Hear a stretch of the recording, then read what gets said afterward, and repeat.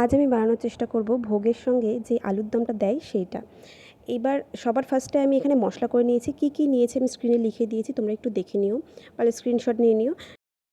প্রথমে মশলাগুলোকে একদম হালকা আঁচে ভেজে নিতে হবে, পুড়িয়ে ফেলো না, তাহলে কিন্তু টেস্টটা ভালো আসবে না। এরপর একটা মশলা করে নেব, সেটাও কী নিয়েছি আমি স্ক্রিনে লিখে দিয়েছি। কড়াইয়ে তেল দেবো, আর তেলটা গরম হতে হতে এখানে আলুগুলো আমি সুন্দর করে মাখিয়ে নেব। কী দিয়ে? নুন আর হলুদ দিয়ে, আর কিছু দেওয়ার প্রয়োজন নেই।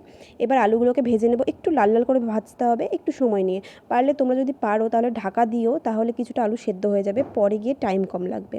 যাই হোক, আমি এখানে ঢাকা ছাড়াই ভেজেছি, একটু লাল লাল করে। ভাজা হয়ে গেলে এগুলোকে আমি তুলে এক সাইডে রেখে দেবো। তোমরা কি জানো, যেদিন কালী পুজো ছিল সেদিন আমাদের খুব ইচ্ছে ছিল যে আমরা একটু খিচুড়ি আর আলুর দম খাবো, কিন্তু হয়নি জন্য আমরা পরের দিন নিজেরাই বাড়িতে তৈরি করেছি। খিচুড়ির যে রেসিপিটা আছে সেটা আমি পরের দিন অবশ্যই পোস্ট করব, তোমরা দেখে নিও। আর আজকে আলুর দমটা পোস্ট করছি। এবার ওই তেলে গরম হয়ে গেলে দিলাম একটু চিনি আর গরম মশলা, গোটা গরম মশলা। সেটা ভাজা হয়ে গেলে আর চিনিটা গলে গেলে আমি তার মধ্যে বাটা মশলাটা দিয়ে খুব সুন্দর করে ভেজে নেব। আচ্ছা, বাটা মশলা যাতে নষ্ট না হয়, মিক্সি বাড়িতে লেগে না থাকে, এর জন্য মিক্সির বাড়িতে আমি জল দিয়ে নাড়িয়ে চাড়িয়ে নিয়ে এর মধ্যে অ্যাড করে দিই, যাতে মশলা নষ্ট না হয়। আচ্ছা, এবার মশলাটা খুব ভালো করে কষাতে হবে, আর এই মশলার মধ্যে আমি দেবো কাশ্মীরি লাল লঙ্কার গুঁড়ো। তোমরা যে কোনো ব্র্যান্ডের দিতে পারো, আমি এখানে সানরাইসের পেয়েছি তাই সানরাইসেরটা অ্যাড করছি। এরপরে আমি এখানে নুন, হলুদ আর ভাজা মশলাটা যেটা করে রেখেছিলাম সেটা অ্যাড করব।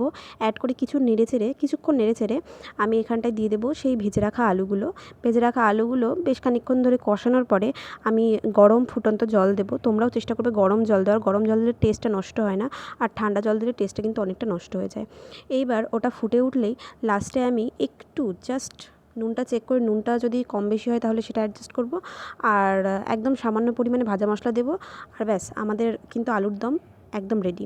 তোমরা অবশ্যই এই নিরামিষ আলুর দমটা বাড়িতে ট্রাই করো, খুব ভালো লাগে। আজকে আমি খিচুড়ির সঙ্গে এটাকে পরিবেশন করেছি। তোমায় তো ফার্স্টেই বললাম আমাদের সবারই ভোগের খিচুড়ি খেতে খুব ইচ্ছে করছিল, তাই এই আলুর দম দিয়ে ভোগের খিচুড়িটাই করেছিলাম।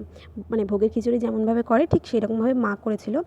আচ্ছা, তোমাদের সঙ্গে কি এরকম কখনো হয়েছে যে খিচুড়ি আর আলুর দম খেতে ইচ্ছে করেছে, ভোগের খিচুড়ি, আর বাড়িতেই তোমরা বানিয়ে নিয়েছো? আমাকে এরকম হলে অবশ্যই জানিও।